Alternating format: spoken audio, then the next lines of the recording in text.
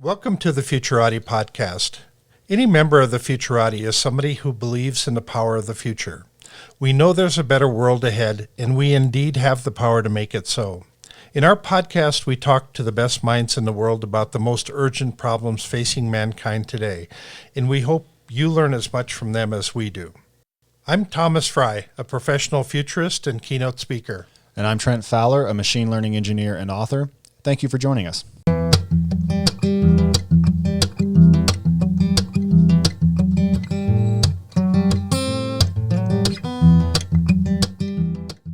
Good evening, everyone, and thank you for listening to the Futurati podcast. Tonight, we're joined by Geoffrey West. Geoffrey is the Shannon Distinguished Professor at and former president of the Santa Fe Institute, and he is Associate Senior Fellow of Oxford University's Green Templeton College. He is a theoretical physicist whose primary interests are in fundamental questions across physics, biology, and the social sciences. His research includes metabolism, growth, aging and death, sleep, cancer, innovation, cities, companies, the accelerating pace of life, and global sustainability. If you enjoyed this interview, please don't forget to like the episode and subscribe on YouTube or wherever you get your podcasts. Geoffrey, thanks so much for coming on the show. Yeah, it's a pleasure to be here, and thank you very much for inviting me. Absolutely. Looking forward to the conversation. Us as well, very much so. Yeah, are there any topics that you're not interested in? Well, there are, but anyway, yeah. Can we hear a little bit about your background and what brought you to working on the vast array of subjects that you work on? Yeah, so as you mentioned, I am a physicist, both by training and by profession. And I spent, 30 years of my career working on sort of some of the fundamental questions of physics, quarks and gluons and grand unified theories and dark matter and all string theory and all these wonderful things. Beginning in the mid-90s, for various reasons, I'd always been interested in many other things. That was one of the things that drew me to physics.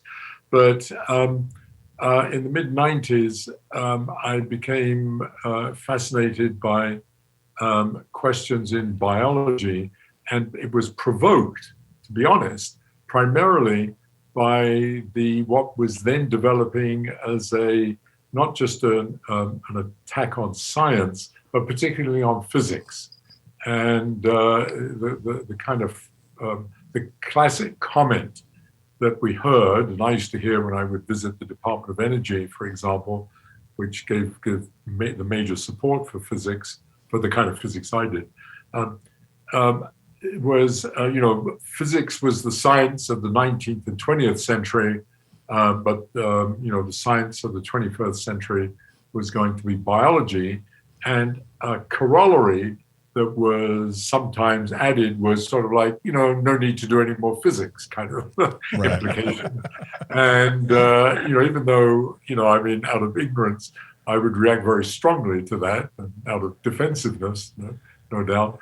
And my, it was no question that biology and biomedicine were going to be major sciences of the 21st century.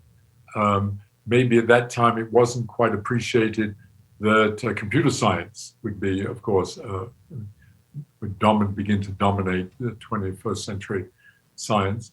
But I felt quite strongly that in spite of that, you would need some of the paradigms of physics, the ideas of physics, the conceptual framework that have been developed and have been so successful for the last 300 or 400 years, and has really given rise to the kind of scientific technological society we live in, as well as our deeper understanding of the world around us.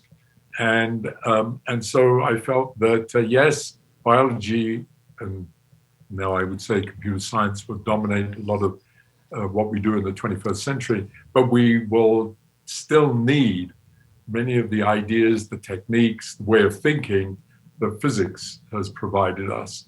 So I said that, of course, not knowing any biology.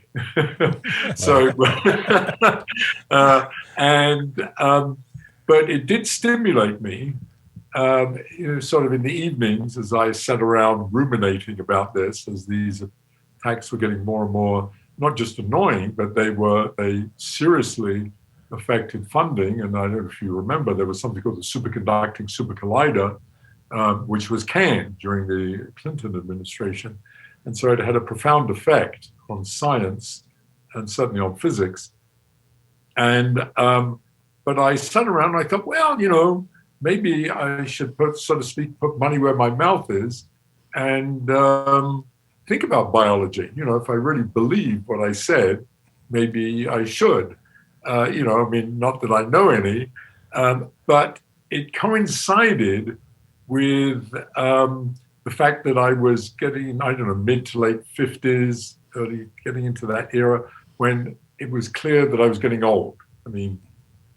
Not old like I am now, but that I was becoming more conscious of the aging process. And I come from a short-lived family. So it meant a lot to me that all the males in my family would be, died in their late 50s or early 60s. So I had always assumed that I wouldn't live much beyond that. And so I realized, my God, I have maybe, if I'm lucky, 10 more years to live. Now, why is that? And that started me thinking about aging and mortality. Why is it that we age, and and then became the most important question that stimulated me: what sets the scale of mortality and the pace of aging? That is, why is it that human beings seem to be destined to live of the order of 100 years, not 500 or 5,000 or 5 million? What in the hell determines that? And so I started reading, and to my amazement, reading all the literature, the biological literature, medical literature, the gerontological literature, and this question is never discussed. And I realized that, and I found that astonishing, is the second most important event in an organism's life. Right. Death. Birth is presumably the most important, but death is probably the second most important. And yet, it's sort of this moribund area. So I thought, well, that's a good one to start thinking about. So I started thinking about that. And that process started me on a very different trajectory. Well, we're going to sit here all night until you answer that question. Well, it still remains a big question, although I'm happy to talk about it. Absolutely. Yeah. So there's just so many directions to go down here. I'm sort of curious, just as a historical matter, what was driving the animus towards physics in the 20th century? Because the questions about the legitimacy of the enterprise actually go back further than that. As early as 1910 or 15, some famous physicist, Pauli maybe, I don't remember which one, but was told, don't go to graduate school in physics, become a piano player instead, because we're essentially just elaborating on the Newtonian models that we've inherited. Yeah. They're 300 years old now, and that was right before relativity and quantum mechanics took off. So what was driving that, and do you think there's any validity to it? To which? To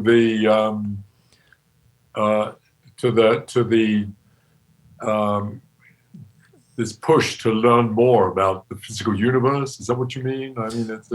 No, but whether or not the current paradigms in physics are the right way to approach that. I see. Currently, well, physics inherited, really the quest that goes back to the very beginnings of human beings being awed by the universe, by the stars, and the world around us.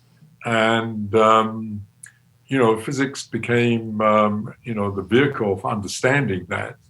But in terms of its physicality, beginning, of course, the Greeks certainly speculated about it and had ideas. But it was really Galileo and Newton, of course, that set the stage, and the extraordinary insight of Newton, not just in these amazing laws that sort of govern everything, quote, but the real amazing insight that the laws that govern motion on the planet, on the Earth, are the same laws that govern the motion of the planets going around the sun and the moon circling the Earth and so on. Right. And that kind of universality was sort of a truly major intellectual breakthrough in providing the beginnings of beginning to answer this question about what are the stars, what was the origin of the universe, and so on. And that sort of captured the imagination of course, of huge numbers of people, and still does, of course. But of course, as science in the 20th century progressed, we learned about similar remarkable things that are confined, seem to be confined, as far as we know, just to the planet Earth. I mean, there presumably is life out there, but, as far as we know, this is it. Right. I mean, it's extremely unlikely there isn't life elsewhere, but what we can examine and what we see is here.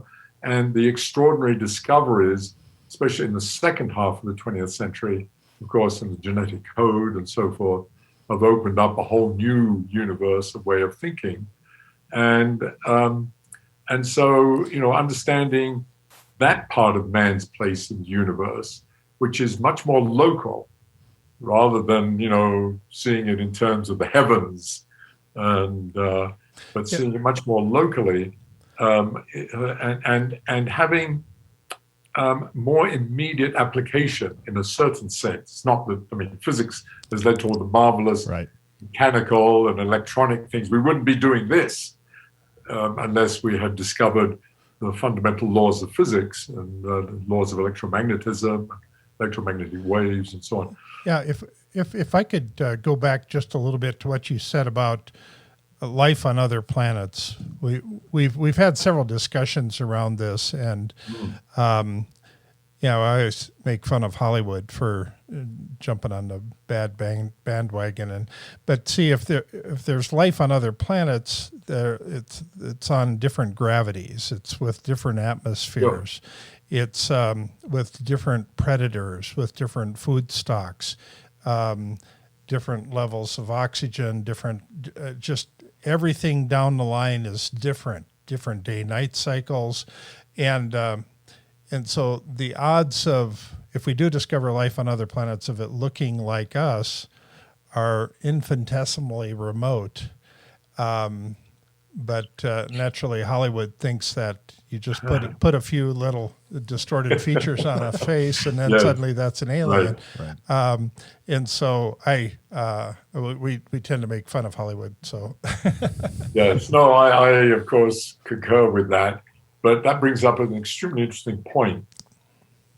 It is indeed true that clearly that the conditions wherever life has evolved elsewhere in the universe, the conditions almost certainly are going to be very different, even if they're in some sense Earth-like, which is what's the discovery of exoplanets are sort of focused on this idea that maybe out there there's a planet that is pretty similar to us, and therefore life would have emerged.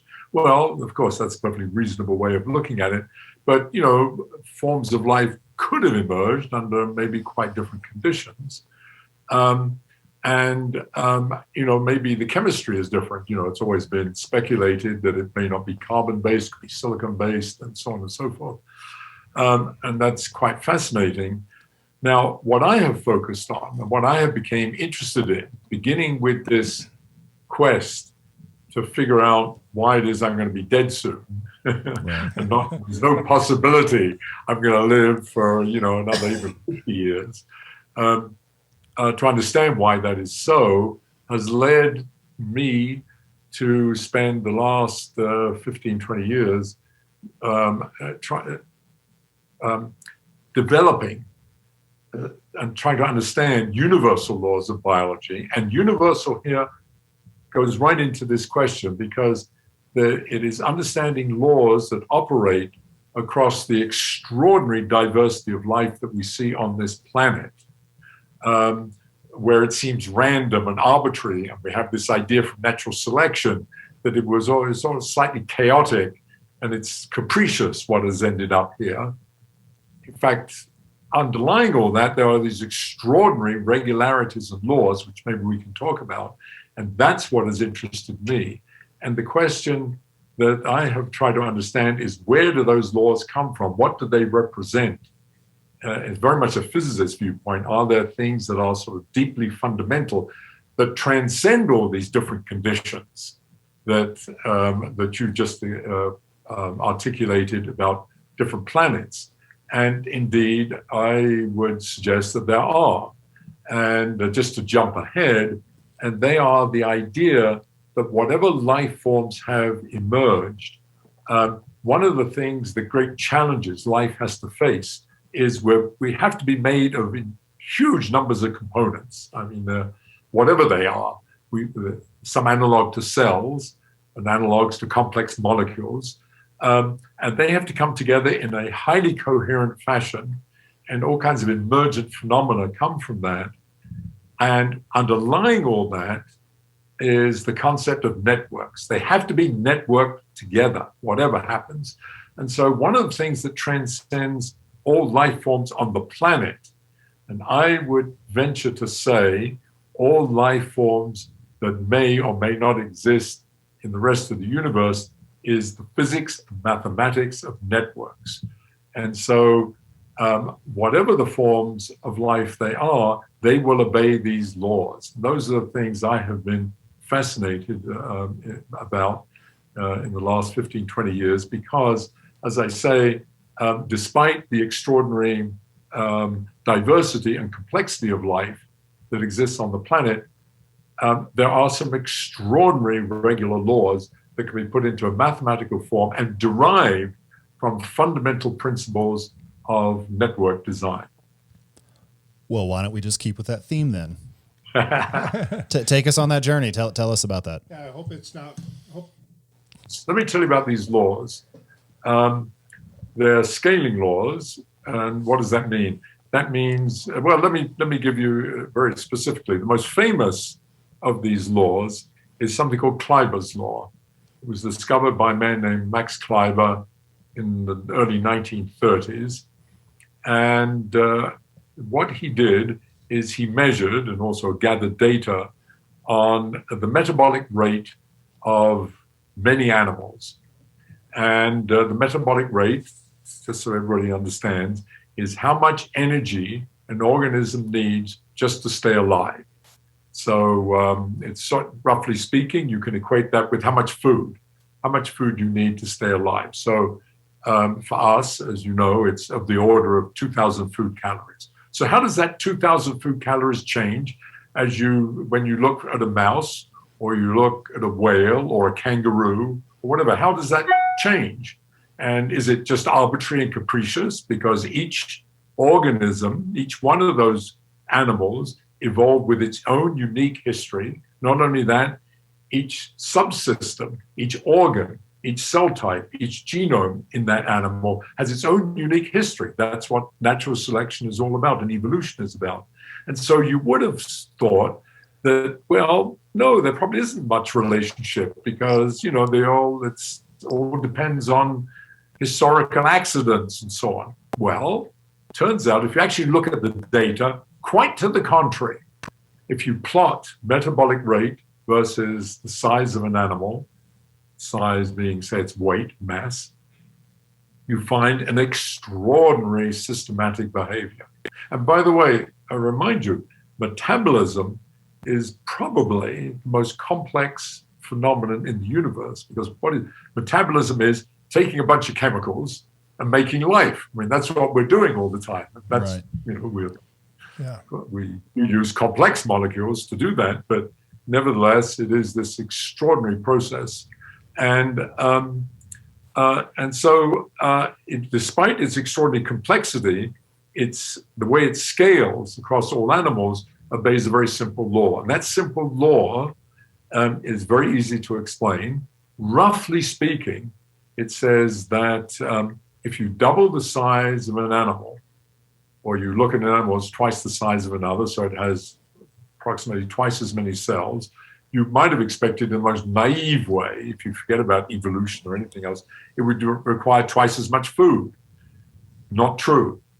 Double the size, you need only 75%. So it doesn't matter if you double from 2 grams to 4 grams, 20 kilograms to 40 kilograms, or 2,000 kilograms to 4,000. Doesn't matter. Every time you double, you save 25%. And that is amazing. So there's this 1/4, this sort of saving of 1/4, roughly speaking, with every doubling. And that's fascinating. But what is fascinating about it that goes beyond that, just that law, is it's true across all organisms in the biosphere. All organisms satisfy that. Or, I mean, you have to look within taxonomic groups, of course. I mean, it's, all mammals satisfy it, all birds satisfy it, all insects satisfy it, all plants satisfy it, and so on. That's fascinating in itself. The second critical point is, it turns out anything that you can measure about an organism, about its physiology, something as mundane as the length of the aorta for us, for example, or about its life history, such as how long it lives, how long it takes to mature, how many offspring it has, satisfy similar simple laws. And they're very similar in their character. It's every time you double, you save something. And what you save, here's even more extraordinary, is always a simple multiple of 1/4 of 25%. So it's just this amazing regularity that is hidden in the amazing diversity and complexity of the world around us when you look around, because when you look around, it looks like there's messy, arbitrary conglomeration of organisms. But in fact, it's not so.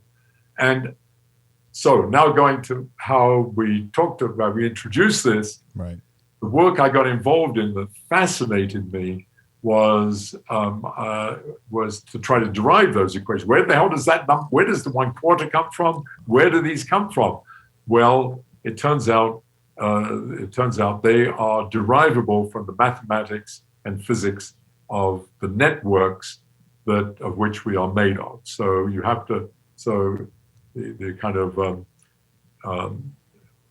cartoon version of an organism would be that we are a bunch of networks. And when you think of yourself, that's what you are. You're a circulatory system, a respiratory system, a renal system, a neural system.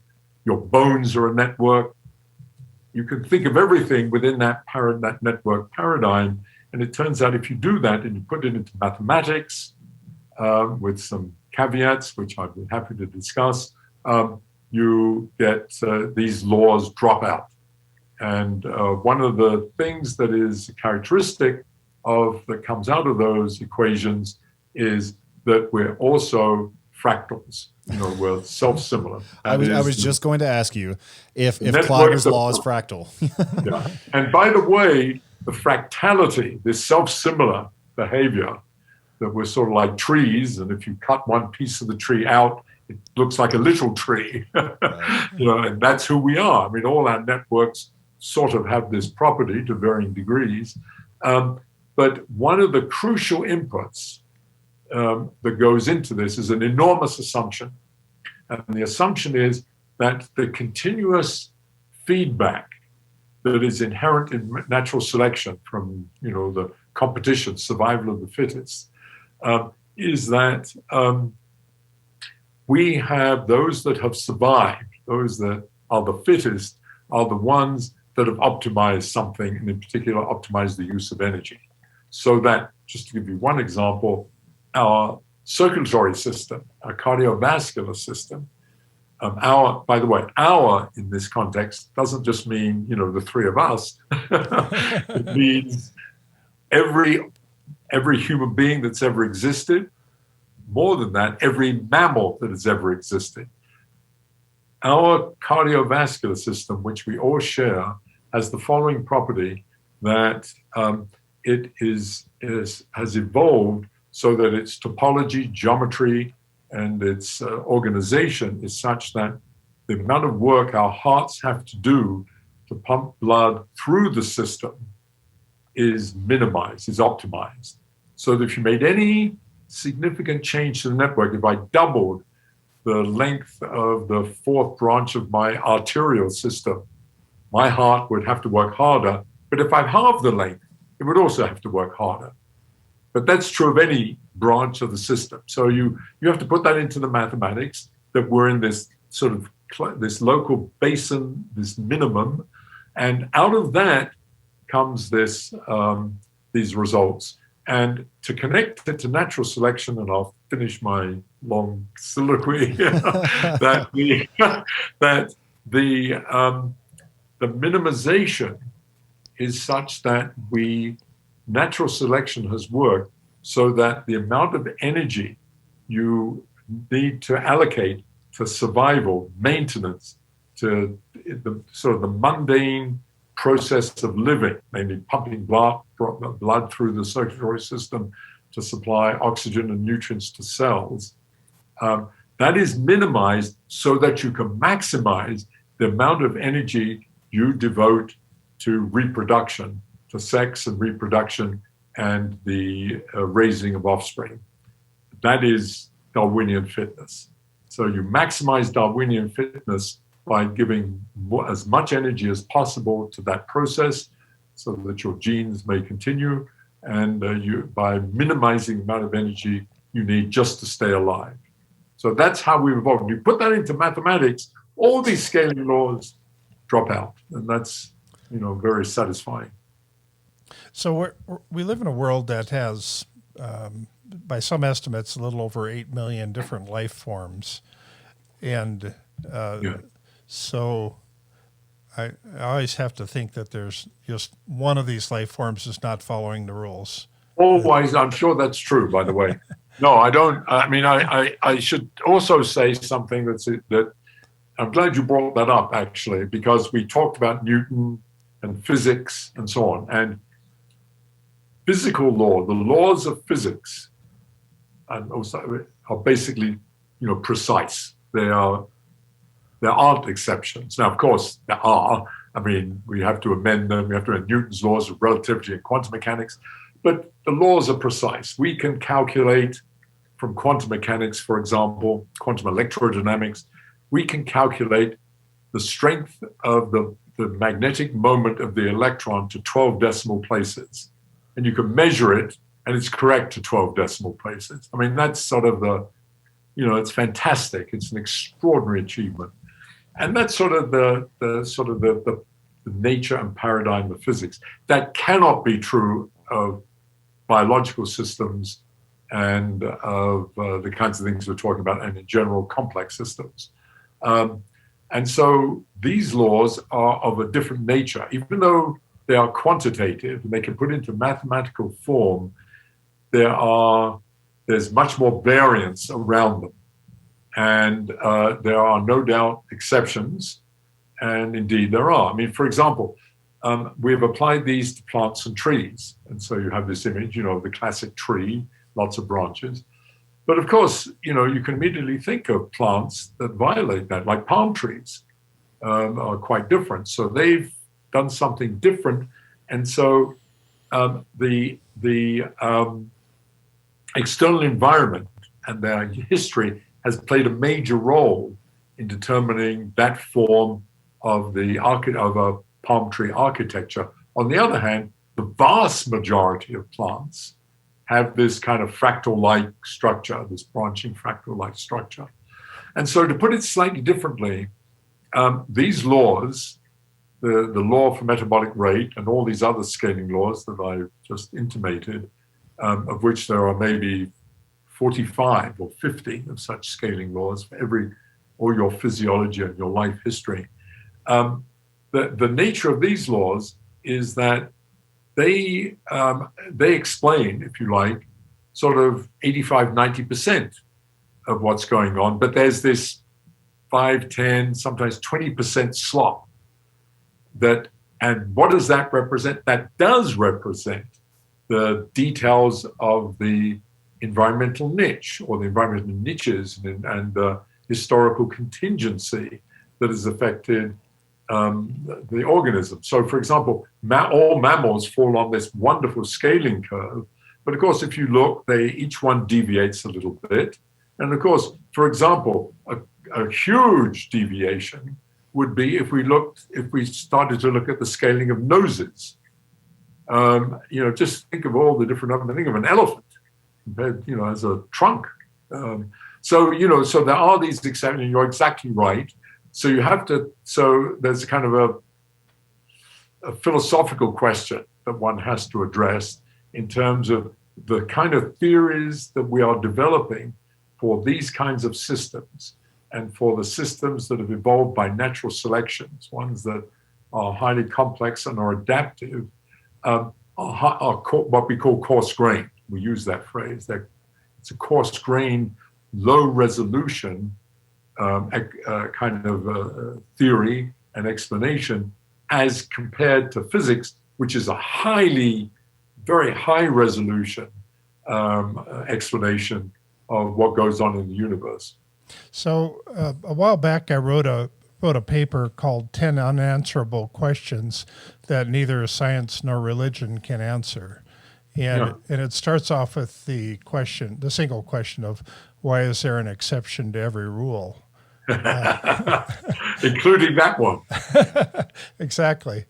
And so there's, So anyway, it tends to dredge up lots of interesting conversation. I mean, if somebody figured, well, if I was going to invent the universe, I would want everything to work right every time, and yet it doesn't. So it brings up such a fascinating question. It does. And what I found fascinating as I got more and more into this work and shifted from sort of fundamental physics to these big questions in biology first, and then questions in, for social organizations, cities and companies, and sustainability questions, was that how extraordinary it is. There's something fascinating about the idea that we can understand the universe, the evolution of the universe, and the motion of the planets, and the development of stars and galaxies, because they're simple. I mean, that is, the equations are rather precise, whereas all the stuff around us, this messy stuff around us, is complex, has developed complexity. The universe as a whole, so to speak, did not develop complexity.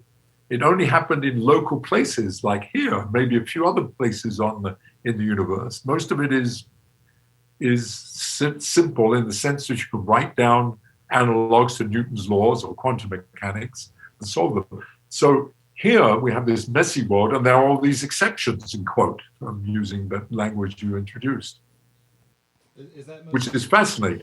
Yeah. So is that mostly just because of the kinds of systems that you're dealing with? So you noted that there were two different kinds of laws, the fine-grained and the coarse-grained, and the fine-grained are ones that are highly compressible, right? So you can just write out Schrodinger's equation or whatever, Yes. and it describes the evolution of a system over time. Whereas with something like Kleiber's law, you've got all of these exceptions that come into play. And one exception on the physical side that came into mind was Boyle's laws. It's been a long time since chemistry, but I would assume that when you're dealing with like the dissipation of a gas cloud, you probably have a lot more. It's of a more probabilistic nature, I would assume. So is it just sure, yes. Is it just because that biological systems are extraordinarily complicated that the laws necessarily are more coarse-grained? I think I don't use the word complicated because, an airplane, Boeing 737, is extraordinarily complicated, but actually it's not complex. And the reason it's not complex, we don't say it's complex, is because up in Seattle, Everett, Washington, there's a big book that tells you exactly how everything should be put together, how everything works. And there's formulas for everything. Now, of course, they screw up every once in a while, but but we do have, in the physical world, we have highly complicated things that are not complex. In the organic natural world, where you have the new phenomenon of evolutionary processes and systems having to adapt to external changes and forces. So then you run into these different kinds of laws. And those are the ones that are most challenging. And you can't even imagine. There's no way, just even take metabolism. I said the scaling. I can do it 90%. But if I wanted to get the accuracy that we have for the laws of physics, I can't, you'd have to write down, not just 100 equations, not just 1,000 equations, probably not even 1 billion equations, actually. There would be this infinite number, and that's possible to do it to that precision. But the fascinating thing, and the thing that got me so excited, was there's this kind of in-between stage where you can make coarse-grained predictions. So, for example, if you give me the size of a mammal, or any animal for that matter, I can tell you pretty much everything about it, to the 80-90% level. I'll tell you its metabolism, how many offspring it will have, how long it's going to live, how long it takes to mature, what the length of its aorta is, et cetera, et cetera, et cetera. And I'll be right for much of that, to that degree. Now, there will be things, if I said, its nose will be, 2 inches long, in many cases, that'll be wrong. If I'd said for an elephant, I would be hopelessly wrong. And those are those exceptions. And those are because in the adaptation process, the evolutionary process, certain things, the elephant took huge advantage of some environmental niche. And that proved to be extraordinarily powerful. But overall, an elephant is a scaled up human being, actually. I think that will be news to them, I think. Anything major you can measure about it, it's a scaled up human being. It's amazing. And a whale is a scaled up elephant. So now that we've kind of gotten into this, question of a thing being complicated versus it being complex, we might as well just go ahead and dive in with both feet. So can we start with a definition of complexity? Like, how do you define that? And what are some of the characteristics of complexity science? Yeah. So complexity, no one can define complexity as far as there isn't a definition. No, it's people, so the word complexity has been around a long time, but the science of complex adaptive systems, which is what we're talking about, is extremely recent. And the Santa Fe Institute, which I'm a member, was the place that sort of put that on the map. That's these fantastic scientists came together in the 80s and and they realized that many of these big questions that are out there, everything from understanding the stock market to the weather to the sustainability of the planet, was sort of within this kind of more scientific paradigm, but been swept under the rug. And they all had this characteristic that they were, quote, complex, and they were adaptive and evolving. So people struggled with, quote, definitions, and no one has. And it's one of those things like, what was it, Justice Potter Stewart and asking about pornography, I can't define it, but I know it when I see it. Right. And that's pretty much what complexity is. But we can answer the second part of your question, which is what are its characteristics? And we can sort of make a laundry list of those. And those are things like, first of all, a complex adaptive system has an enormous number of components. I mean, like we have, 10 to the 13th, 10 to the 13th cells. A city like New York has 15 million people and so on. So there's huge numbers of components. They interact among each other, and they interact in a non-linear fashion. They evolve due to external forces. The externalities change the internal configurations and the dynamics. And out of that come what are called emergent behavior. That is, laws that, like the ones I've described, that aren't fundamental like Newton's laws, but are emerged from the dynamics itself. And so an analog to that is, if you think of a city, for example, a city is not just the emergent dynamics of the interaction of the human beings. And it's not just all the roads and it's not just all the buildings. It's sort of the agglomeration of all of these and the interaction among all of these. And out of that comes this phenomenon that we call city.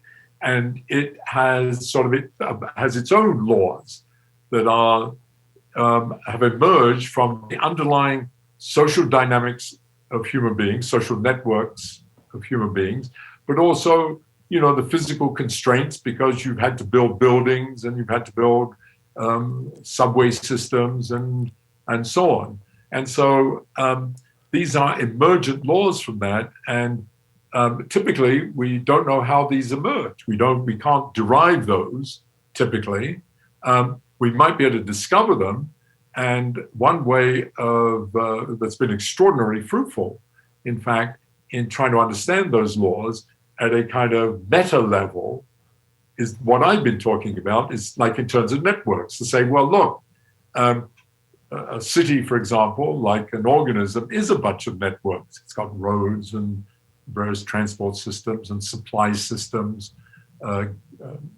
water lines and gas lines and so forth, electrical lines.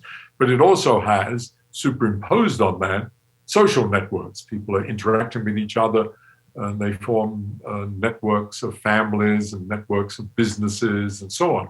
And so even though you can't understand in detail how that dynamic sort of emerged, if one sees that networks play an important role and then uses the concept of network, one then can start to make process.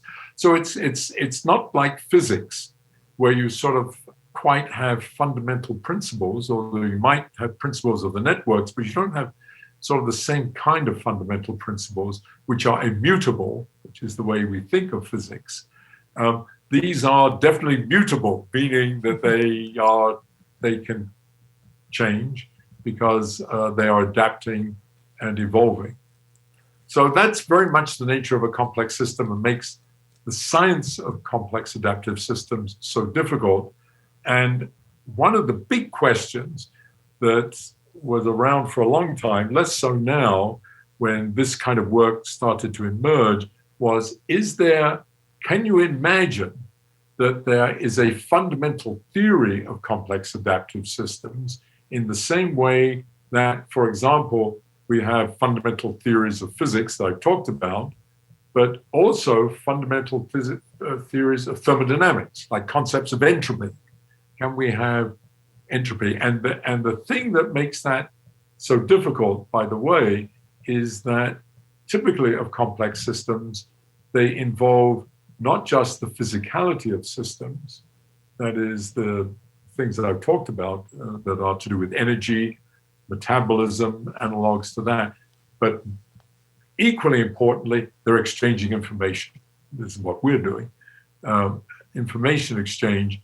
And those two things, the information exchange and the use and transformation of energy, have to be integrated into one thing. Or every complex system has that. We are that way. We're informational systems. We're also just physical systems transporting energy and resources. But there's also a tension between them. Between those two, and that makes it extremely difficult. So I wandered off, but that's sort of the nature of what a complex adaptive system is, and makes it so difficult to define and so difficult to analyze. What is the tension between the information and the energy? Well, I think a city has it, is a better example than most of biology. But it's that, you have the infrastructure. You need an infrastructure to support, support our lives, our just material well-being. But we also have, we're doing what we're doing. I mean, we have this needs and wants that often can't be met by the material physical side. And I would say that an extreme example occurs, of course, in the political sphere. In fact, I would say that this desire for wanting more, which is sort of more materially, is related to information exchange between people and competition between people that gets expressed in terms of cultural phenomena and in terms of the kinds of political phenomena that which is information exchange, ideas and so on, and keeping those in sync is extraordinarily difficult in social systems. So when you're talking about complex adaptive systems, naturally it would seem that there would be a point of having too much governance and too little governance. And so how do you arrive at a point where you have optimal governance to mesh with a complex adaptive system? Yes, that's a really interesting question, challenging question. And as far as I know, has never been answered. And so it's very interesting, it's very timely that you brought this up, because funnily enough, a few of us at the Center Institute started asking exactly that question, and asking the question about what is optimum governance. And I will say it was stimulated originally by the usual frustration that we all have that everything's getting more and more bureaucratic. Right. Every organization we deal with just seems to be full of bureaucracy, too many administrators doing too few things, making life difficult, too many laws, too many constraints, et cetera, and you start thinking like that and you vote for Donald Trump. And so, it becomes, the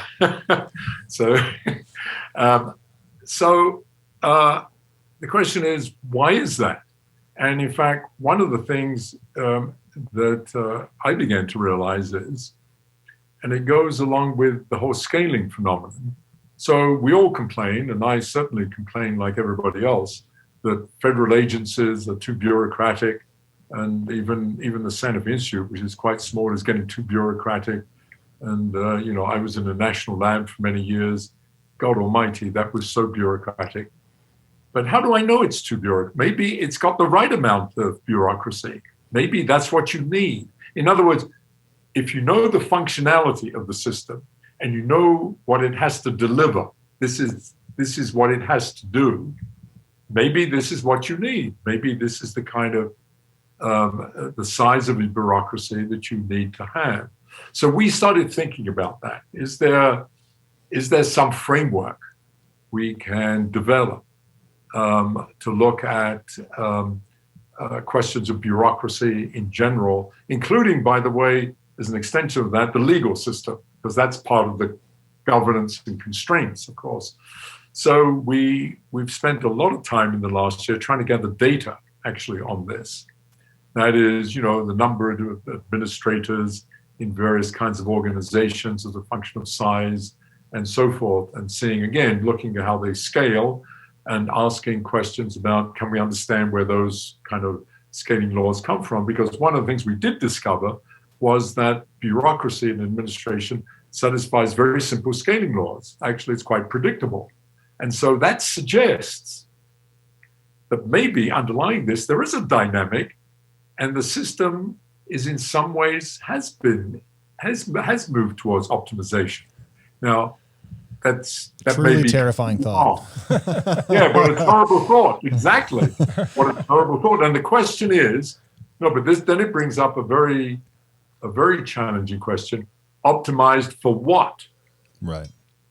That's the deep question. What is it that we're trying to optimize? And I didn't talk about that, and I talked about that briefly for organisms, for example. It is, in fact, to minimize energy, so that the energy you need to live, so that you can devote more energy to projecting your genes into the future by having offspring and raising them. And that's a very well-defined principle, and nature seems to work that way. The question is, for example, in a city, what is being optimized? Is it just so that we can get from A to B as quickly as possible? on the one hand, and at the same time, we're all trying to get more. Everyone wants more stuff, which seems to be the case. Otherwise, the system apparently would collapse. We need, I have here look, it's falling apart, an iPhone 6. Oh, wow. And I have in this house, my children are here. They have, I don't know, I guess there's iPhones 11s, 12s, I don't know what there are. But, I'm already finding, of course, things don't work on this, as you know. Right. But this does everything that any human being on this planet, as far as I can tell, would need. You don't need anything more than this. I mean, come on. And yet, we want more. And so maybe that's a principle. So what is it that we're trying to optimize in terms of our administration and bureaucracy? And one of the things that we're trying to get some clues from is looking at cells, natural phenomenon, which are clearly optimized in some way because cells have genes that are controlled. They control the system. And so how did those evolve and how many do they need? And we know that. We know the number of genes and the roles they play. And can we learn from that what is an optimal system? And so that's it. This is very much in an incipient stage. But the question you asked, I think, it came out of sort of some whimsical kind of sitting around bullshitting and complaining sessions.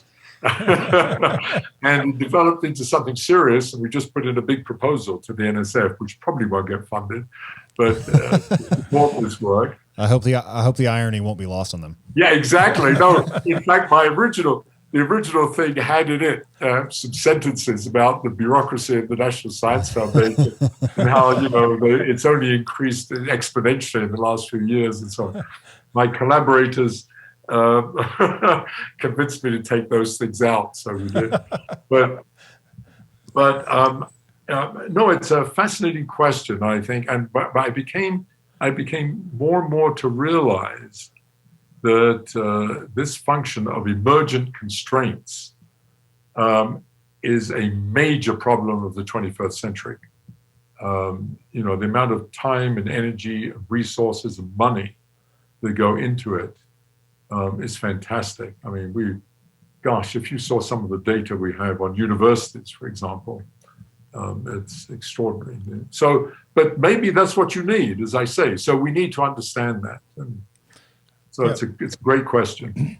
Yeah, one of the topics we've debated a few times is that we're putting more and more power in the hands of individuals, and the potential for people to become dangerous with all this power at their fingertips is getting greater and greater. So to regulate the potential for those people to do something that go awry, to just go off the deep end and push the wrong button on purpose, is it's forcing us to become the governing part to become more and more intrusive in our lives, to detect problems at the earliest possible stage of something going wrong.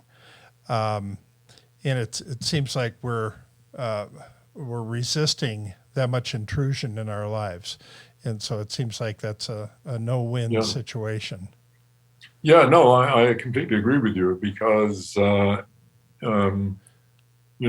on the one hand, we need these regulatory constraints. Just like, as I said, cells need regulatory genes. It's not sort of willy-nilly. And we need that. And what has emerged in the last few decades is this emergence of very powerful individuals outside of governance, outside of government anyway. Some of them are quite benign, but it's not impossible that this could lead to some very bad things. And of course, it's sort of related to and a cousin of the rise in inequality. Not that inequality has always been there, but the increase in inequality and the extraordinary range now between the wealth of individuals and the wealth and power of certain individuals versus those of many others. And it's very hard to see how to reverse that. And,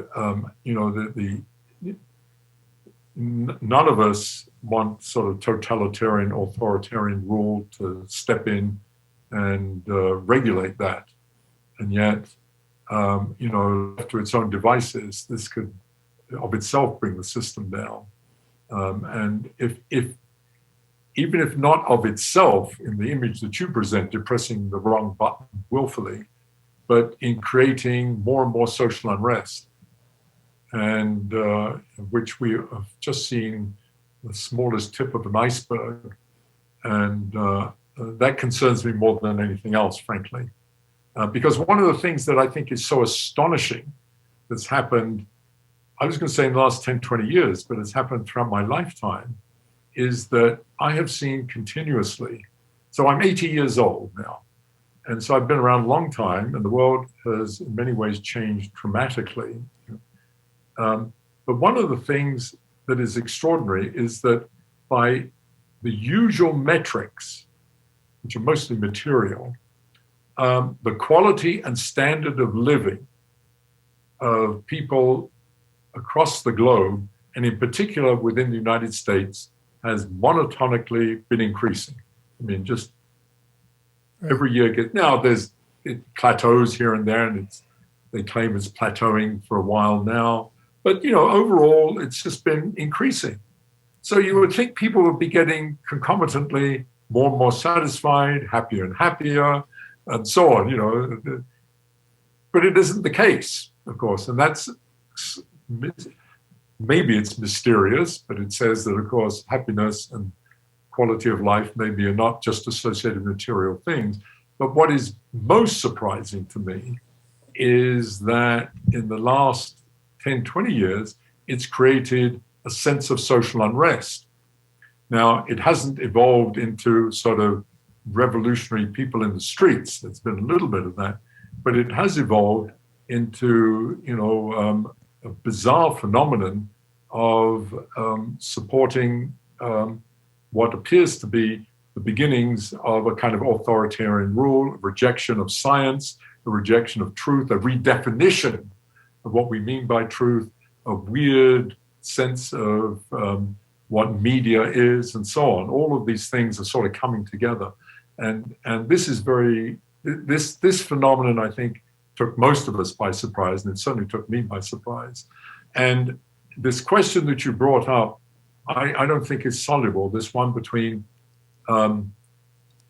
regulatory control to stop things like that, some kind of intervention, versus the feeling that, having a completely open, free system, sort of the analog to open markets and free enterprise, free expression, on the one hand, has led to this in some curious, weird way.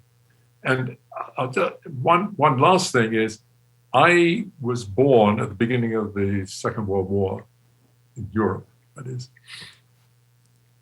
And after the war, Britain was a socialist country and a socialist government. So I grew up, with the beginnings of the national health system. And I grew up and I did not know, I did not even realize until I came to America that I just assumed in my naivete, and I went to a major university, and you'd think I would have learned that elsewhere in the world, medical care isn't free, that education isn't always free, that police carry guns, so in some place. All these things I took for granted in a state that had, that there was more, from the American viewpoint, much more control, because railways were nationalized when I grew up, steel was nationalized, and so on. It was nationalized industries. And, you sort of grow up thinking that what's around you when you're 10, 15 years old is sort of natural and is what the whole world is like. And it takes a while, it takes in your late teens and 20s to realize that that ain't so. There are alternatives. So I've been under that, and I yearn sometimes for that kind of simplicity of life that existed under that, where there was a kind of a strong state that was benevolent. That no longer exists, and it doesn't exist anywhere in the world except one country, and that's Singapore. Okay. Which has done something amazing. It's had a benevolent dictatorship. The only dictator that actually wanted to do good for the people. There's never been one, as far as I know. Yeah, he's a very interesting political figure, and really throws a wrench into a lot of the analyses. Yeah. Anyway, sorry, that's a side comment. That's not, No. Anyway, I'm sorry, I rambled on with this stuff. But your question, but it's a fundamental question as we move into more and more into the 21st century. These questions. So we are coming up on the hour, and I wanted to hopefully counteract some of the pessimism there by asking you what makes you hopeful for the future. Well, I am mixed, of course. I'm, my science, unfortunately, tells me that things don't look so good long term. We didn't talk about the work that I've done on growth and sustainability, and that led me to recognize that the very essence of our success, the kind of free market system and the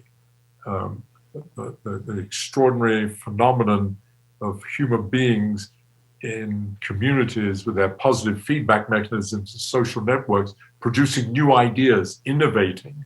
That very phenomenon, which has led to this, also is going to lead to our debacle. That will lead to our... Because we can't sustain... One second, I know I will contract that. But it's the big question is, how do you sustain exponential or faster than exponential growth? And the way we've done it is by innovating. But one of the things that you learn is, yes, you can innovate yourself out of problems, but you have to do it faster and faster. And the question is, can we keep up with that? And one of the malaises of our time is that most people are beginning to feel left behind. Like even silly old me with my iPhone 6, I'm feeling left behind compared to my young colleagues. That's a trivial example, obviously, but many people are, and they look for simplistic solutions. Now, having said that, we've innovated ourselves out of the big quest, the big problems. I mean, it began with the Industrial Revolution and the discovery of and exploitation of fossil fuel and the evolution of capitalism and entrepreneurship, which have led to this extraordinary quality and standard of life many of us are privileged to have, and that's been fantastic. But we've had to innovate in order to keep that going, and we've had to innovate faster and faster. And one of the funny things that's happened in the last 10 or 20 years is the word innovation has become synonymous with technological change and technological innovation. And it is the realization of that identity has led me to feeling that we could be optimistic, because we need to separate innovation from technology. That yes, there is this technology juggernaut going ahead. And that's great. But there should also... So there's a slight ray of hope. Is what you're saying? There is a slight ray of hope, because innovation is something much more than that. It's cultural innovation, right. Social change. And, I was actually pessimistic about that until Donald Trump came along.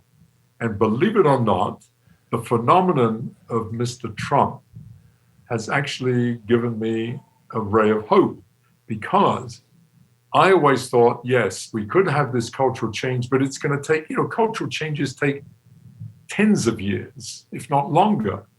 It took for a long time just to get people to stop smoking everywhere or to use seatbelts. These are trivial things on the scale of what we're talking about.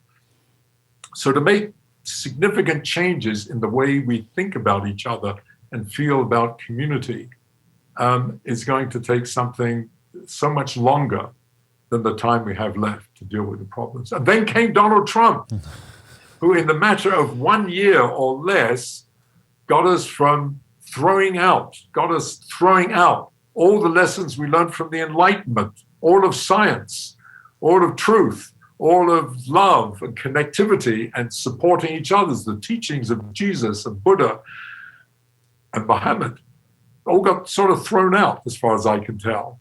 Not love thy neighbor as thyself any longer. And so that all happened so fantastically quickly. There was this extraordinary change so that none of us recognized the Republican Party as to what it was even 10 years ago. I realized, my God, if that can happen in 1 to 2 years, maybe the opposite can happen in a short period of time, that we can have a major change. I'm really speculating here. This is not science. This is me just sort of truly speculating about the possibility that we could have, I hate to use the phrase, a kind of anti-Trump. And this is not necessarily politics. This is just someone that brings a sense of belonging, a sense of community, a sense of caring, and for want of a better word, a sense of love and giving. And it goes, a little bit of this goes to your question earlier about individuals getting richer and richer and richer and more powerful. And it could be that one of those presses the right button. Not, you talk about pressing the button, but it could be a good button that they press, just like Trump pressed what I consider to be a somewhat deleterious button. But we need someone to press the other button that resets us on a scale. And that is a major paradigm shift and a major innovation. So it's pretty flaky and pretty hokey, but that does give me hope, because I want human beings. I don't worry for the future of human beings, frankly. I worry about the future of socioeconomic human beings that we've developed now. I think it is so fantastic what we have done as human. Once we learned language, we developed ideas, we communicated, we built cities, and so on. It is extraordinary. And I don't want that to be lost. I don't want us to go back to being hunter-gatherers. Well, there you have it, ladies and gentlemen. Donald Trump has made America hopeful again. There you go. Thank you so much for joining us today. This has been a fascinating and wide-ranging conversation. We really appreciate your time. Oh, thank you for inviting me, and thank you for the stimulating questions and comments. Yeah, well, thank you.